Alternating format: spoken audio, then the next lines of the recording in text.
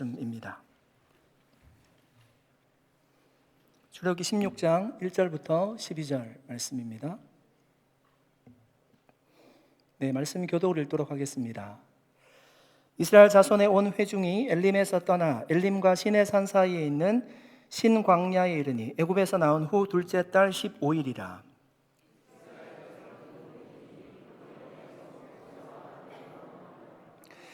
이스라엘 자손이 그들에게 이르되 우리가 애굽 땅에서 고기가마 곁에 앉아 있던 때에 떡을 배불리 먹던 때에 여호와의 손에 죽었더라면 좋았을 것을 너희가 이 광야로 우리를 인도해 내어 이 온 회중이 줄여 죽게 하는도다.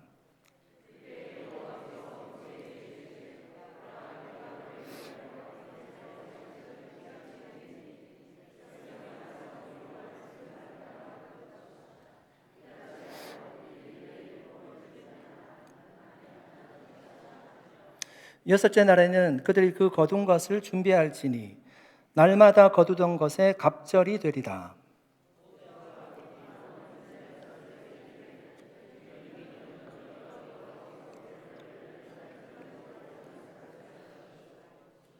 아침에는 너희가 여호와의 영광을 보리니 이는 여호와께서 너희가 자기를 향하여 원망함을 들으셨습니다. 우리가 누구이기에 너희가 우리에게 대하여 원망하느냐.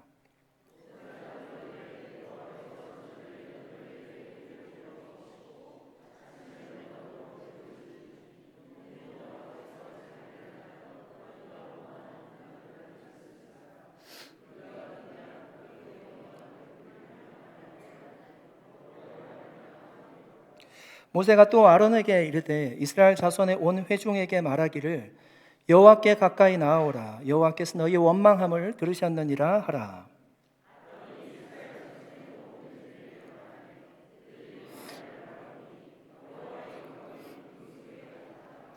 여호와께서 모세에게 말씀하여 이르시되 내가 이스라엘 자손의 원망함을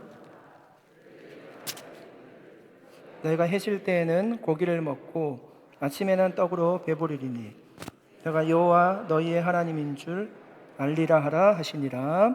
아멘. 잠시 기도하겠습니다. 하나님 아버지 감사드립니다.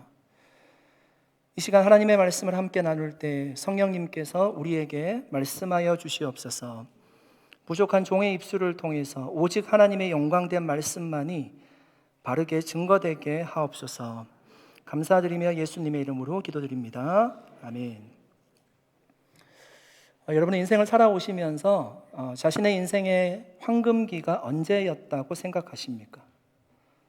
제가 2012년 자료를 보니까요, 많은 사람들이 자신의 인생의 황금기를 평균 28세라고 합니다.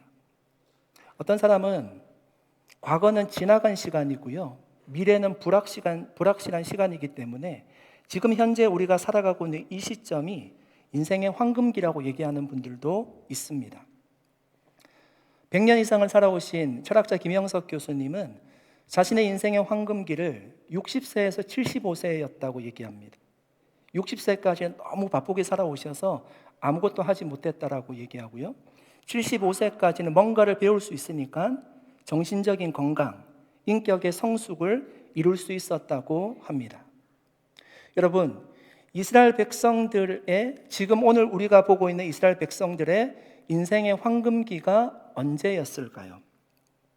이스라엘 백성들은 오아시스가 있었던 엘림에서 아주 여유로운 시간을 보냈습니다. 물과 그늘이 있어서 잘 쉴 수가 있었습니다. 그곳을 떠나 시내산 사이에 있는 신광야로 왔습니다. 그때가 언제였는가 하면 출애굽한 지 한 달째 되는 날이었습니다. 애굽에서 나온 지 한 달이 되었으니까 아마 가지고 나온 모든 양식들이 다 떨어졌을 것입니다. 어김없이 양식이 떨어지니까 그들은 모세와 아론을 원망하기 시작합니다. 원망의 이유가 무엇이었습니까? 배고프다는 것입니다. 단 한 가지 이유였습니다. 여러분, 사람에게 먹는 것이 얼마나 중요한지 모릅니다. 먹지 못하면 과격해지고요, 사람이 폭력적이게 됩니다. 이런 국가가 망하고 부도가 난 나라들을 보십시오. 돈이 휴지 조각이 됩니다. 그러니까 상점을 털고요, 강도짓을 하는 것을 서슴지 않습니다. 폭동이 일어나기도 합니다. 왜? 먹지 못하기 때문에 그런 일들이 일어납니다. 여러분, 어떤 분들은 체중 조절을 위해서 자신이 선택해서 다이어트를 하잖아요. 그런데 다이어트를 하는 사람들이 굉장히 예민합니다. 옆에 가시면 안 됩니다. 네. 먹지 못하면 우리가 선택하더라도 폭력적이게 되고요. 굉장히 예민해집니다. 어떤 면에서는 이 먹는 문제에 대해서는 인간이 동물과 비슷한 면이 없지 않습니다. 이스라엘 백성들도 한 달이 지나갈 무렵에 이 먹는 문제 때문에 원망하고 불평하기 시작했어요. 아니, 지금까지 원망하고 불평해 왔는데요, 그것이 폭발하게 된 것입니다. 어쩌면 당연한 일일 수 있을 것입니다. 3절 말씀입니다. 이스라엘 자손이 그들에게 이르되 우리가 애굽 땅에서 고기가마 곁에 앉아 있던 때에 떡을 배불리 먹던 때에 여호와의 손에 죽었더라면 좋았을 것을 너희가 이 광야로 우리를 인도해내어 이 온 회중이 줄여 죽게 하는도다. 여러분, 이스라엘 백성들의 삶이 정말 그랬습니까?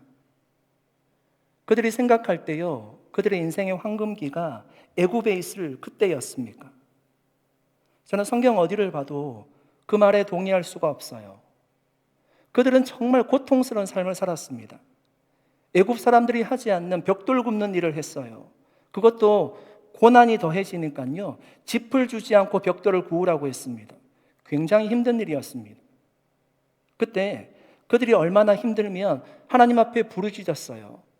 그 기도 소리가 하나님 앞에 상달되었다고 합니다. 하나님이 그 소리를 들으시고요, 그들을 애굽에서 구원해 내신 것입니다. 그들의 삶이 평안하게 아주 여유롭게 고기 가마 곁에서 고기를 먹던 시절이 얼마나 되겠습니까? 과거를 아름답게 포장하고 있을 뿐입니다. 여러분, 우리가 어떤 분과 대화를 나눠보시면 대화를 이렇게 시작하시는 분이 있습니다.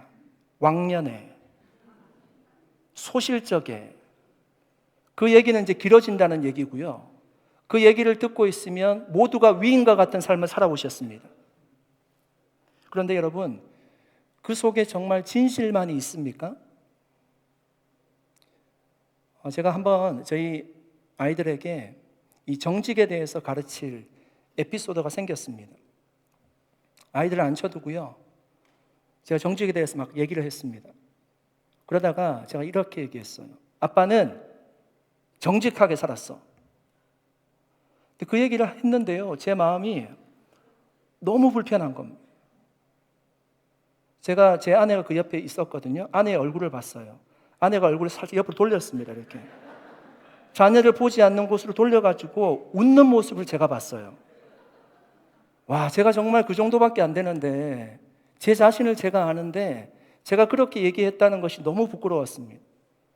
예전에는요, 제가 그렇게 얘기했어요. 너무 몰랐기 때문이에요. 제가 얼마나 나쁜 사람인지 제가 너무나 몰랐어요. 하나님의 말씀에 비추어 보니까 제가 정직한 사람이 결코 아니었거든요. 가끔 장례식에 가서 우리가 예배 드릴 때, 여러분, 우리는 크리스찬으로 장례 예배를 드리는 거죠. 고인을 추모하는 시간이기도 하지만 그 시간에 드러나야 될 분은 하나님이세요. 그런데 어떤 장례식에 가면 하나님이 없어요. 고인에 대한 아름다운 미화가 있습니다. 물론 우리가 다 이해를 합니다. 유가족분들 충분히 이해할 마음, 저도 다 이해를 합니다. 여러분, 우리가 지나온 과거를 위장하고요, 아름답게 포장할 데가 없지 않다는 거죠. 이스라엘 백성들이 지금 과거를 그렇게 위장하고 있지 않습니까? 그들이 고기 가마 곁에서 얼마나 고기를 먹었을까요? 그렇지 않은 과거를 떠올리면서요, 원망과 불평을 쏟아놓고 있어요. 그때는 사실 더 힘들었습니다. 다시 애굽으로 내려가서 그 일을 하라고 하면요, 금방 나오려고 할 것입니다. 물론 굶어 죽지는 않았어요. 왜냐하면 노예 일을 시켜야 됐기 때문에 적당한 양식이 공급이 되었을 것입니다. 그렇다고 그 삶이 결코 행복하지는 않았다는 얘기입니다.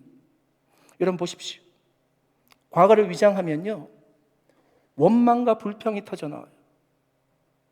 과거를 위장하면서 내 상황을, 지금 현재 상황을 정당화하는 것이죠. 여러분 돌아보면 감사의 제목이 훨씬 더 많지 않습니까?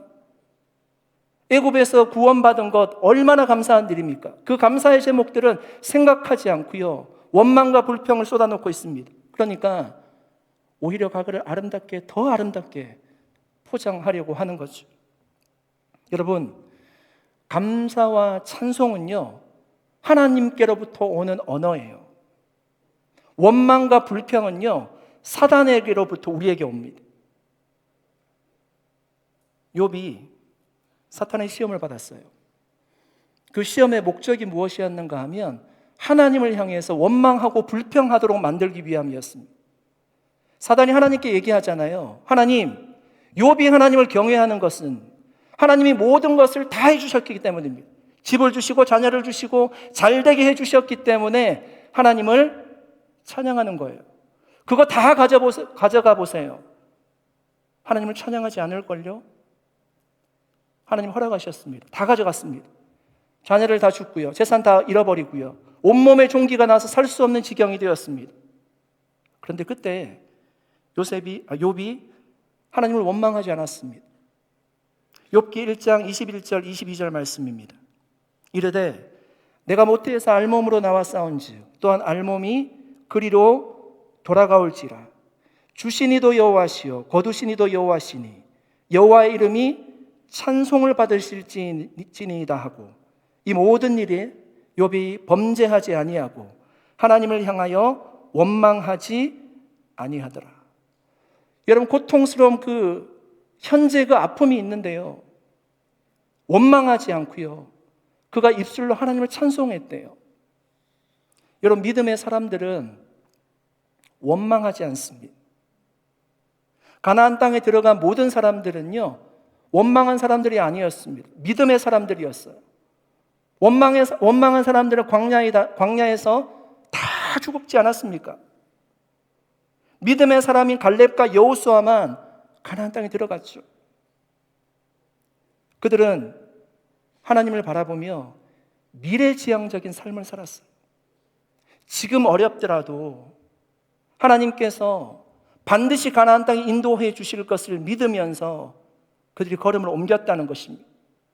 지난주에 말씀을 살펴보았듯이 마라에서 엘림으로, 엘림에서 가나안으로 인도해 주실 것을 믿고 살았다는 얘기입니다. 과거를 바라보면서 아름답게 추억하고 거기에 매여가지고 현실을 부정하고 하나님을 원망하지 않았다는 겁니다. 바울은 아름다운 과거가 있을지라도요, 그 과거조차 잊어버리고 하나님이 부르신 부름의 상을 쫓아 내가 달려갔노라고 고백합니다. 빌립보서 3장 13절 14절 말씀입니다. 형제들아, 나는 아직 내가 잡은 줄로 여기지 아니하고 오직 한 일, 즉 뒤에 있는 것은 잊어버리고 앞에 있는 것을 잡으려고 표대를 향하여 그리스도 예수 안에서 하나님이 위에서 부르신 부름의 상을 위하여 달려가노라. 여러분, 이 편지를 쓸 때요, 바울이 로마 감옥에 있었어요. 그러니까 굉장히 힘들고 어려운 시간을 보내고 있을 때였습니다. 감옥에 있으면 얼마나 많은 생각이 날까요? 과거에 자기가 어떤 사람이었는지 수많은 생각이 나지 않겠습니까? 화려했던 시절, 율법 교사로 있었던 그 시절, 명예를 가지고 있던 그 시절이 정말 좋았다, 그렇게 얘기할 것 같은데요, 바울은 과거를 돌아보면서 그 시간은 배설물이었다고 얘기합니다. 오히려 지금 감옥에 있지만, 힘든 시간을 보내고 있지만 내가 표대를 향하여서 부름의 상을 위해서 내가 달려가노라고 고백하고 있지 않습니까? 여러분 보십시오. 믿음의 사람들은 힘들 때마다 과거를 추억하며 하나님을 원망하는 것이 아닙니다. 미래를 기대해요. 오늘보다 내일이 더 좋을 줄 믿습니다. 그 믿음 가지고 살아가는 것입니다. 시련을 만날 때마다요, 믿음의 사람들은 하나님 앞에 더 가까이 나아갔어요. 원망하는 사람들은 하나님과 멀어지지만 믿음의 사람들은 주님 따라가려고 노력했습니다. 주님이 이 모든 어려움에서 건져주실 것을 믿었기 때문입니다. 여러분, 오늘 본문에 나오는 이 이스라엘 백성들과 믿음 있는 사람들의 행동이 얼마나 다른지를 한번 보십시오. 여러분, 다시 한번 말씀드립니다. 원망과 불평은요, 사단이 주는 언어입니다. 과연 원망과 불평이 우리에게 도움을 주는 것이 무엇입니까? 원망하는 가정에 행복이 있습니까? 한 남자가 자기 부인이 이 조그만 사업을 하고 싶다고 해서 반대하다가 결국은 이제 허락했습니다. 아니나 다를까 그 사업은 망했습니다. 이 남편이 그 아내를 원망하기 시작하는 겁니다. 가정이 깨어졌습니다. 수년이 흘러서요. 그때 그 사건을 남편이 기억하는 겁니다. 생각해 보니까 두 가지를 잃었어요. 사업에 실패하고 돈도 다 잃었고요. 가정도 깨어지게 되었습니다. 과연 원망해서 그 가정에 남은 것이 무엇입니까? 어려울 때는요, 가족이 다 똘똘 뭉쳐야죠. 격려해야죠. 사랑해야죠. 그러면 그 가정이 일어나지 않았겠습니까? 여러분, 원망은 감염된다는 사실을 아십니까? 민수기 11장 4절 5절 말씀에 보시면 이런 말씀이 있습니다. 그들 중에 섞여 사는 다른 인종들이 탐욕을 품음에 이스라엘 자손도 다시 울며 이르되 누가 우리에게 고기를 주어 먹게 하랴. 우리가 애굽에 있을 때는 값없이 생선과 오이와 참외와 부추와 파와 마늘들을 먹은 것이 생각나거늘. 여러분, 출애굽할 때 이스라엘 백성들만 나온 것이 아니라 다른 종족들이 같이 나왔어요. 그들 중에 한 종족이 얘기하는 겁니다. 고기 먹고 싶다는 겁니다. 그런데 그 얘기를 듣고요, 이스라엘 모든 사람들이 동의했어요. 그래, 고기 먹고 싶다. 어떤 사람들은 생선 먹고 싶다고 하고 어떤 사람들은 야채 먹고 싶다고 하고 난리가 났어요. 원망이 감염된다는 겁니다. 모세가 가나안 땅 앞까지 와서요, 12지파의 대표들을 모아서 가나안 땅에 정탐을 보냈습니다. 40일 동안 정탐을 하고 돌아왔잖아요. 그리고 보고합니다. 10명의 사람들이 우리는 그 땅에 절대 못 들어간다고 합니다. 우리는 메뚜기와 같고 그 땅은 우리를 삼키는 땅이라고 얘기합니다. 그 얘기를 듣고요, 이스라엘 모든 사람들이 거기에 동의했습니다. 성경에 보니까 밤새도록 울었대요. 통곡하며 울었대요. 여러분, 그들이 어떻게 되었습니까? 40년 동안 광야를 방황하고요, 모든 사람들이 다 죽게 되지 않았습니까? 여러분, 원망도 감염되고요, 감사도 감염됩니다. 감사는 또 다른 감사를 낳고, 감사는 습관이에요. 내가 감사를 선포하는 것입니다. 감사할 제목이 있어서 감사를 하는 것이 아니라 바울과 같이 감옥에 있을지라도 어려운 상황에 있을지라도 감사를 선포하는 것입니다. 여러분, 어떤 삶을 사시겠습니까? 여러분, 원망하는 교회에 평안함이 있습니까? 원망은 관계를 무너뜨릴 뿐이에요. 하나님과 우리의 관계를 무너뜨립니다. 사랑하는 성도 여러분, 정말 저와 여러분의 입술에 감사의 고백이 있기를 축복합니다. 여러분, 우리가 원망하는 사람 옆에 가면요, 나도 힘들어요. 감사하는 사람 옆에는 내가 가고 싶지 않습니까? 우리 산호생 온누리교회가 정말 하나님을 찬양하는 소리와 감사의 소리로 가득 채워지기를 축복합니다. 여러분, 누군가에게 원망받는 말을 들어보셨습니까? 내가 원망할 행동을 했다면, 이유를 내가 제공했다면, 원망하는 말을 들으면요, 바로 사과하시면 됩니다. 문제는 무엇인가 하면 내가 원망하는 행동을 하지 않았을 때 원망을 듣는 겁니다. 그럼 이것을 풀고 싶으니까 자꾸 얘기하게 되고요, 그러면 서로의 관계가 깨어지게 됩니다. 결국에는 보고 싶지 않은 관계로 만들 수가 있습니다. 여러분, 하나님의 입장에서 이 문제를 한번 생각해 보십시오. 하나님이 이스라엘 백성들에게 잘못한 것이 없어요. 그들이 울부짖을 때 그들을 애굽에서 구원해 주셨고요, 지금 가나안 땅으로 인도해 가고 계세요. 그런데도 불구하고 하나님은 끊임없이 원망의 소리를 듣고 계시잖아요. 하나님이 어떻게 반응하셨을까요? 4절 말씀입니다. 그때 여호와께서 모세에게 이르시되 보라, 내가 너희를 위하여 하늘에서 양식을 비같이 내리리니 백성이 나가서 일용할 것을 날마다 거둘 것이라. 이같이 하여 그들이 내 율법을 준행하나 아니하나 내가 시험하리라. 여러분, 하나님이 원망하는 소리를 들으시고요, 오히려 하늘에서 양식을 비같이 내려주신다라고 약속하고 있습니다. 어떤 의미일까요? 비같이 내려주신다. 충분히 부족함 없이 풍성하게 공급해 주신다는 겁니다. 여러분, 만나가 내리면서부터요, 가나안 땅에 들어가서 첫 수확을 거둘 때까지 한 번도 만나가 멈춘 적이 없어요. 40년 동안 광야에서 만나를 먹었습니다. 이것이 불평하는 이스라엘 백성들에게 하나님이 보이신 반응이었습니다. 그런데 여러분, 만나를 거둘 때요, 규칙이 있습니다. 딱 한 가지 규칙이었어요. 뭔가 하면 욕심 부리지 말라는 거예요. 한 사람이 한 오멜씩을 거뒀습니다. 가족 숫자가 많으면 그 가족 숫자대로 한 오멜씩을 거두어야 했습니다. 많이 거두어도 남기지 못해요. 그날 저녁이면 다 썩어서 벌레 먹고 냄새나서 먹을 수 없었다고 합니다. 단 예외가 있습니다. 안식일 전에는 이틀치를 거둘 수가 있었습니다. 여러분, 왜 하나님께서 이렇게 만나를요 매일매일 거두라고 하셨을까요? 만나는 여러분 공짜로 주어지는 거죠. 하나님의 은혜로 주어지는 겁니다. 그런데 자신의 욕심대로 각자 만나를 거둘 만큼 거두라고 한다면 여러분 어떤 일이 일어날까요? 저와 같은 사람은 장사할 수 있습니다. 아침 일찍 일어나가지고요 만나를 다 거두어다가요 기업을 운영할 수 있을 거예요. 아파서 만나를 거두지 못하는 사람이 있을 거 아닙니까? 그 사람들한테 만나를 팔 수 있을 것이고요. 더 심한 사람은 우리 가나안 땅에 들어가지 말자고, 그냥 여기에 집 짓고 살자라고 얘기하는 사람들이 있지 않겠습니까? 하나님이 만나를 주신 정신을 훼손하는 거예요. 그래서 만나가 은혜로 주어지는 것인데 매일매일 거두라고 말씀하시는 겁니다. 만나를 주시면서 먹으면서 생각해야 될 게 뭔가 하면 이 만나를 주신 소유주와 공급자가 누구인지를 매일매일 기억하라는 것입니다.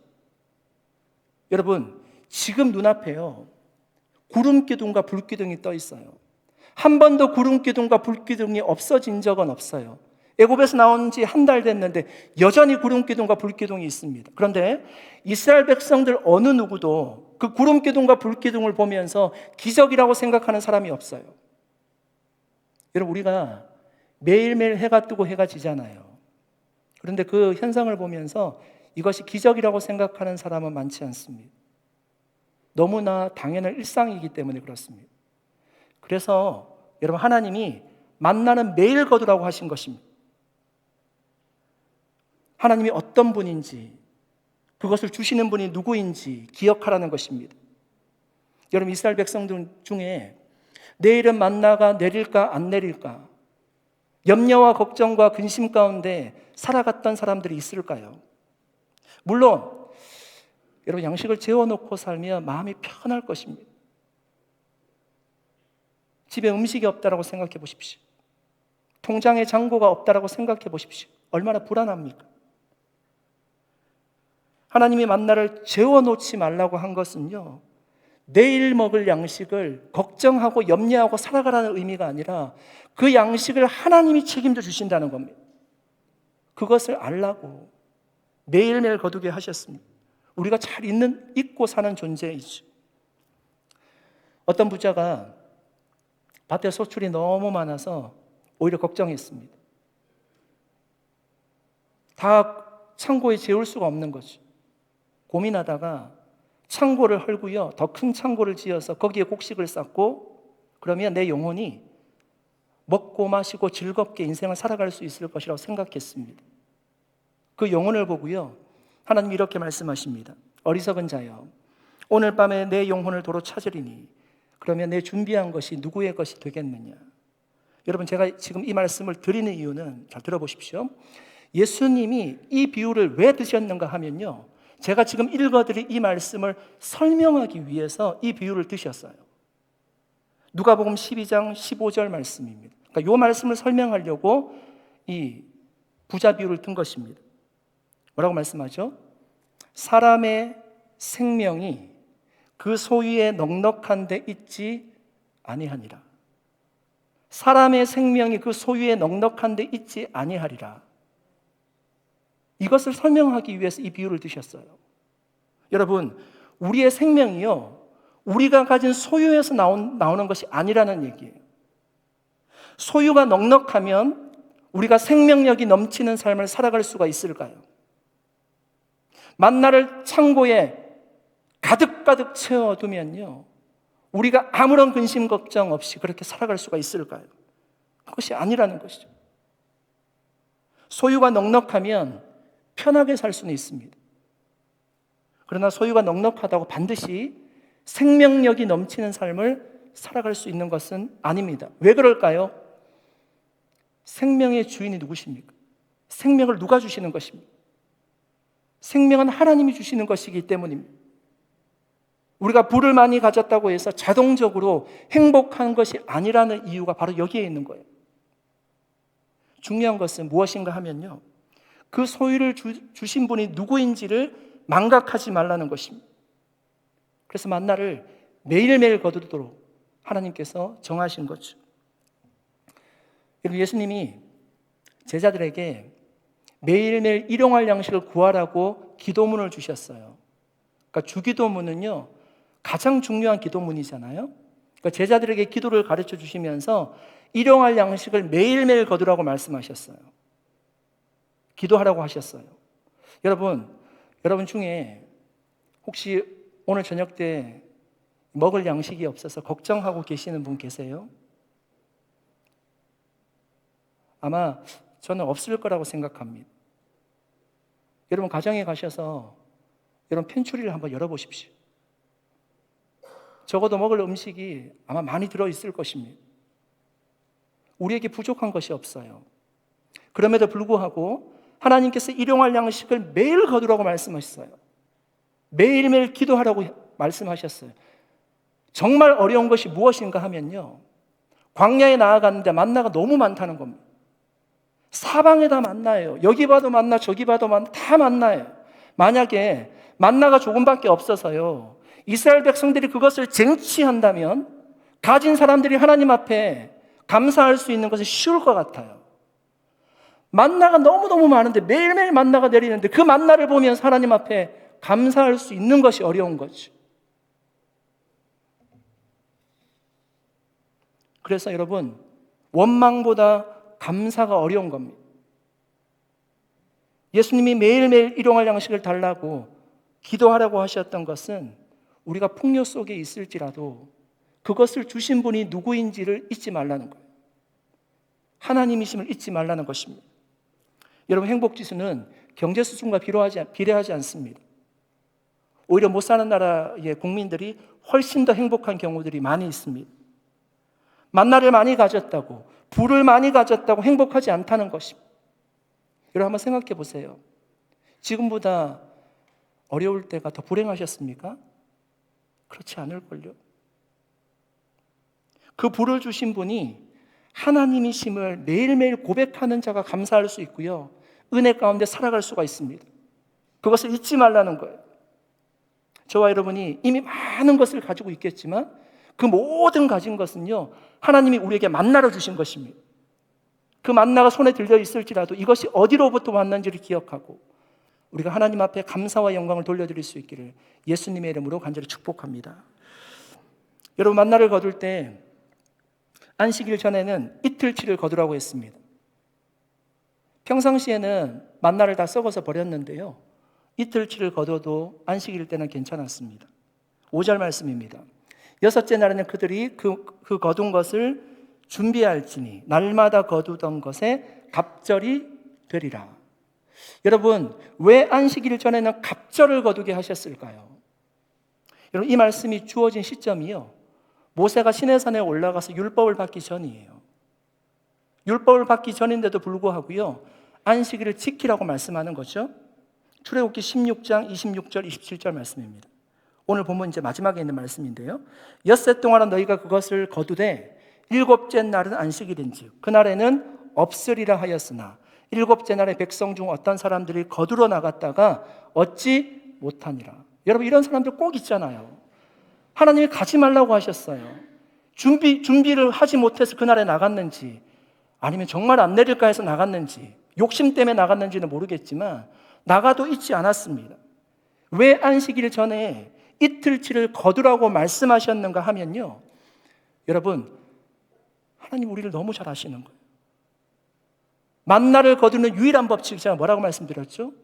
욕심 부리지 말라는 것입니다. 욕심 부리지 않아도 하나님이 공급해 주실 것을 믿으라는 얘기입니다. 나가도 거두지 못할 거예요. 그날은 쉬라는 거예요. 우리를 향한 하나님의 사랑의 메시지입니다. 하나님께서 천지를 창조하시고 안식일을 만드시고요, 하나님이 쉬셨습니다. 여러분, 하나님 피곤하셔서 쉬신 게 아니잖아요. 우리를 위해서 배려하신 거죠. 쉬라는 말씀입니다. 여러분, 워커홀릭이라는 말을 아시죠? 일중독입니다. 우리는 어떤 부서에서 어떤 자기가 맡은 일에서 열심히 일을 하고요, 성과를 내는 분들을 존경합니다. 유능한 사람이라고 생각합니다.